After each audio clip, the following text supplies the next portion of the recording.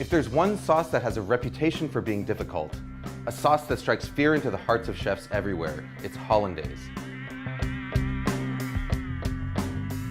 Now Hollandaise, just like mayonnaise, is a fat and water emulsion. Normally when you mix together fat and water, the fat's going to separate and float on top of the water in a greasy layer. But the key to a successful emulsion is to break that fat up into droplets so tiny that they stay evenly dispersed, causing the liquid to thicken and turn opaque. Traditionally, the way that you do this is by whisking together egg yolks and lemon juice in a double boiler until they're hot and frothy, and then slowly whisking in butter in a thin and steady stream. As you whisk, the butter breaks into minute droplets, while the egg yolk acts as an emulsifier, helping to keep those droplets evenly dispersed and thickening the sauce. What you get is a creamy, smooth sauce with a rich texture and mild flavor that's perfect for vegetables, fish, and eggs.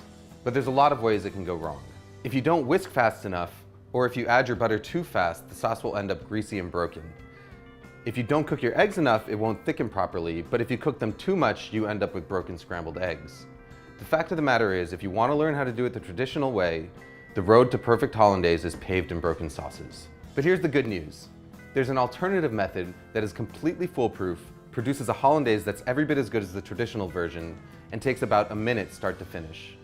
All you need is a small pot, a glass measuring cup, and a hand blender with a cup that barely fits its head.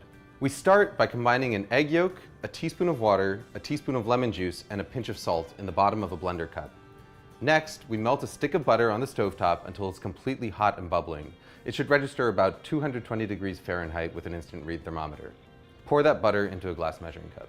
Now all we've got to do is stick the hand blender into the cup, start it running, and then slowly drizzle in our butter. As the hot butter hits the eggs, they start to cook. By the time you've added all of your butter, about 30 seconds later, the eggs are fully cooked and you've got a smooth, creamy, hot Hollandaise sauce that is completely indistinguishable from one made using the traditional whisking method. Hollandaise is at its best right when you make it, but if you want to store it, your best bet is to keep it in a small, lidded pot in a warm spot somewhere near your stove. Just make sure that you use it within a couple of hours. Food Lab signing out.